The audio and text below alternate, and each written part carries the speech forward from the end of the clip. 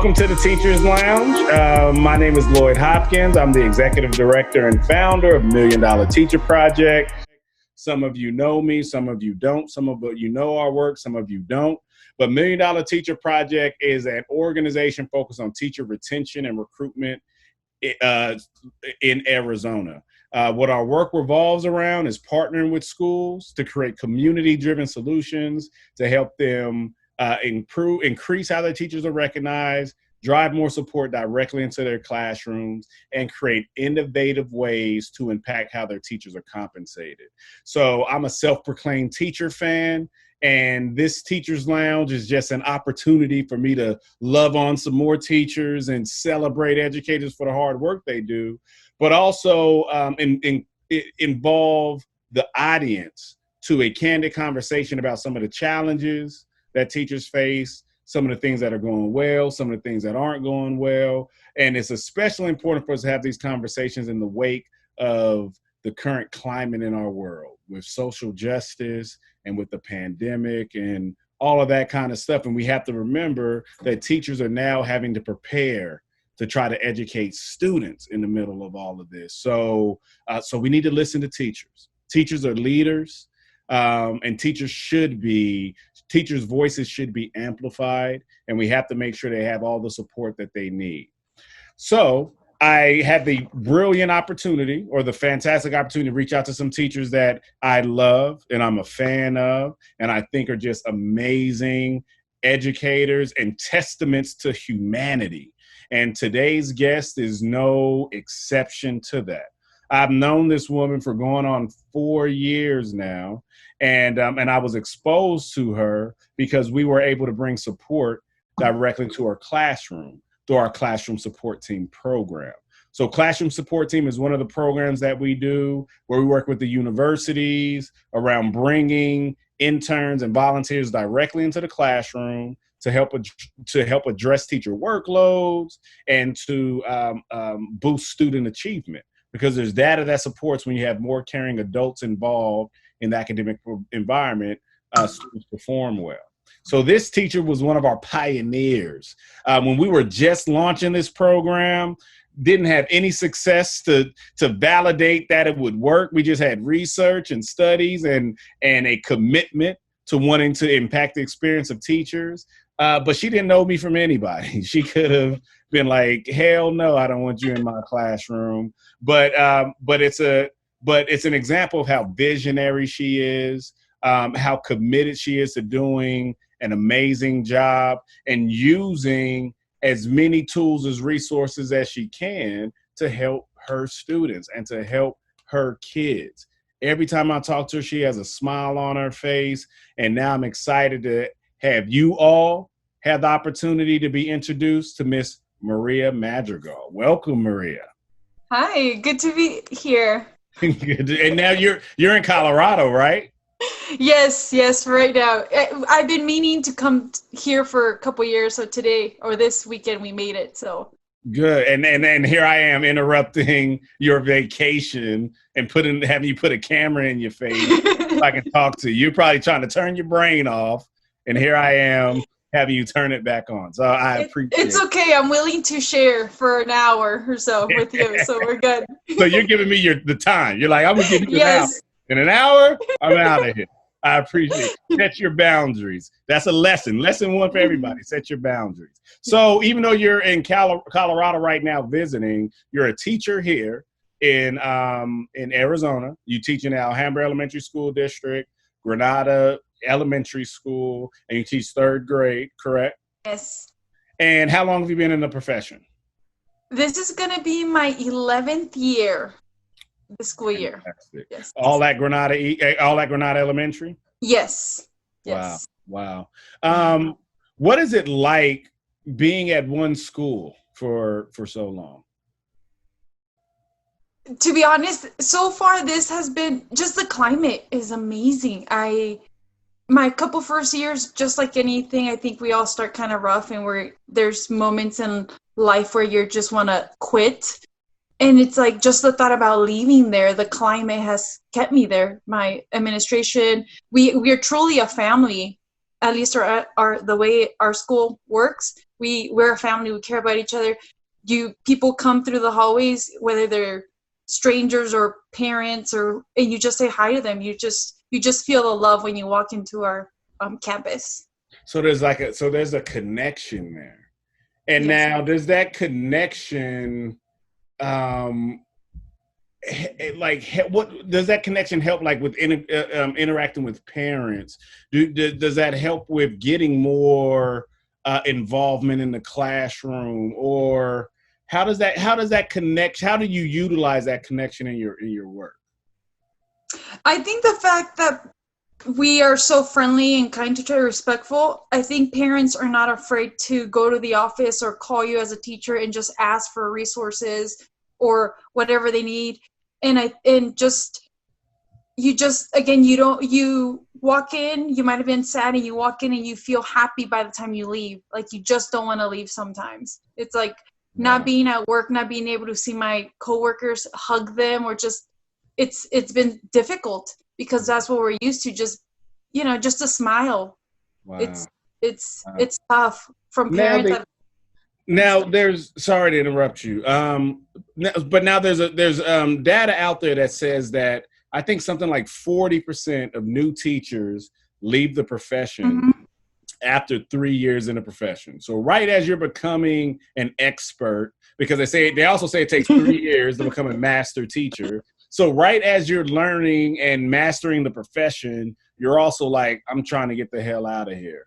So, and I'm sure you hit that moment at some point in your career. So at year 3, so how did you overcome it? And how did you get to a point today where you're still there and where you still care and you miss your coworkers and you don't hate their guts? Like, how did that happen? I think what it is after year 3, you're overwhelmed, and as a brand new teacher, you want to do everything you possibly can. You want to have everything perfect, parent communication, everything.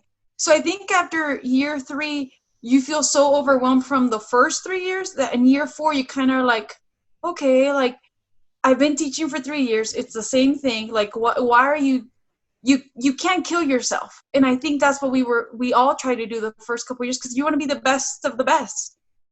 And I think we as teachers sometimes forget that becoming the best comes with experience. Mm-hmm. So if we kind of have to ease in instead of going full blast, and I think that's what happens. We all go in full blast because we want to be the best. So Rand, you're coming out of college and you got the Captain America shield on your back. And you're running in, but then you're hit with reality, right? Yes. And I feel like what happens is that you come in with all these great ideas, this passion for impacting kids, and you remember all the movies you watched about the teacher experience with the kid, and you're looking for your lean on me moment. But then the reality sets in that it's hard to get those moments sometimes. And then you also realize that you're hamstrung and you can't do all the things that you want to do because you got to prepare kids for a test and you got curriculum standards that you got to stick to in the middle of it. So it's a lot to navigate. So how do you find a way to still insert your passion? How do you find a way not to allow the barriers to and the barriers to distract from why you chose this profession? Because it's not easy, and that's what I want people to know. Like, being a teacher is one of the most difficult jobs. It's not something just anybody can do. Which I hate when that people look at teachers like anybody can do it, but nobody looks at LeBron James like I can hop on the court and go play for the Lakers and score 40 points a game, because we know we can't. And we also shouldn't look at teachers that way. Being a good teacher is a skill, because just because you're a master of content doesn't mean you're going to know how to deliver that content to a student. Doesn't mean that you're going to know how to teach somebody in a way that is impactful and that they resonate. So So a lot of the environment of being a teacher can be very challenging and restricting. So how do you overcome that to keep your eye on the prize and keep centered on your why? At first, again, it's difficult. And I think you start seeing it more in the spring when you really start seeing kids, everything they've learned. Or even throughout the year, you get one or a few kids like, wow, he got it. And they were struggling so much. So when you see that growth, that makes it all worth it. It doesn't matter who you are. Just seeing that kid finally get that concept, it's like, this is the reason why I teach. Like, this is the reason I can't leave. And I truly believe teachers are born. You can't make somebody become a teacher, whether they started off with a different career and then they became a teacher. It was because they were meant to be a teacher. You can't just be like, Lloyd, go be a teacher now. It doesn't work that way. So I think first of all, I'm probably gonna hurt some kid. So anybody can't come tell me that it's a mistake. So you're exactly right. Yeah. Continue. I'm sorry. Oh no, you're right. And I think, it's that connection. I've had some really good connections with parents, and their connection means a lot to me, along with their child, because that child, you can tell they really want to learn. And so just seeing that growth, growth is truly, even if it wasn't academically and just behavior-wise, you can see that kid start respecting you or follow directions or just, that's what I do it. It's that connection, that relationship you build between that kid, that child. And it doesn't necessarily have to be academic. Because just first, that's how you get them. And once they respect you and they like you, they will pretty much work hard for you. But that relationship is just what keeps me going. Go ahead. I was saying, I've told my student, like, you're going to be my student forever. I have a student that she's going to be a senior this year, and she'll randomly text me. And she's like, can you write me a letter of recommendation? Because she's worked with, she's worked with me. She's helped me during summer school, except for this past summer. But these kids will still message me on Class Dojo, or the parent will see me, hey, Miss Madrigal, do you remember so-and-so? I'm like, yes, how is he doing? Or how is she doing? So I think that relations, like, those are things you will never, they're going to stay with you forever. Yeah. Yeah. And what you're saying reminds me of that quote that kids don't care about how much you know until they know about how much you care. Yes. And the fact that you have a young lady who stayed in connection with you for 8 years, and she's reaching out to you for recommendation letters, is an example of the indelible mark that a teacher leaves. And that's why your position is so important. What I tell people all the time is that the teachers are the fabric of society. You're the profession that's creating all of the professions. You're the profession that's creating the future. And I think we so miss the mark with how we treat the teaching profession, because it's not commiserate with how important you are to our community.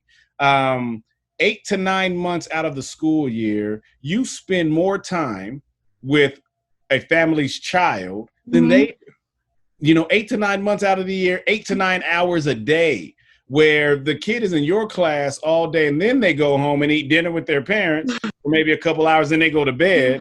And when parents do have their kids the most over the summer, most parents like me are counting down the days until school starts again, because their kid is driving them crazy.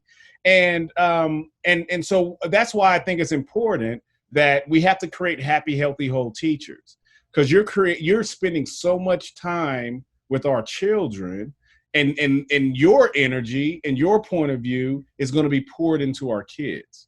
And so we have to make sure that we're surrounding you with the right support. That we're giving you the recognition, that you're paid a good salary. So you're not coming in stressed out. You're not coming in feeling like you're not recognized or appreciated for your work. Because the more you're appreciated, you're going to help our children feel that much more appreciated, that much more loved. So that's why I do the work that I do, for that, because it's important. If we really want to have a healthy communities, that starts with healthy schools, If we truly want to have healthy schools, it starts with a healthy teaching profession. So along that line, tell me about the day you decided to become a teacher. What was that like? Do you remember it? Well, I have a picture from kindergarten that says that I was going to be a teacher. And my kindergarten teacher. Show us. You got the picture with you? You keep it in your purse. You keep it in your wallet. You know it. Well, my kindergarten teacher, which she still works for at least a couple years ago, she still worked for the Pendergast district. Her name is Luz Barragan. She was my kindergarten teacher, and then she was my third grade teacher. So every single time I thought about teaching, it goes straight to her. She made the impact, obviously, because I'm still teaching. And I reached out to her a couple years ago after I became a teacher, and she emailed me back saying she was still in the same classroom and still teaching third, I believe it was, maybe second. But I mean, thanks to her, I think I stuck with it. And all my teachers never, they always encouraged me to be whatever I wanted to be, along with my parents.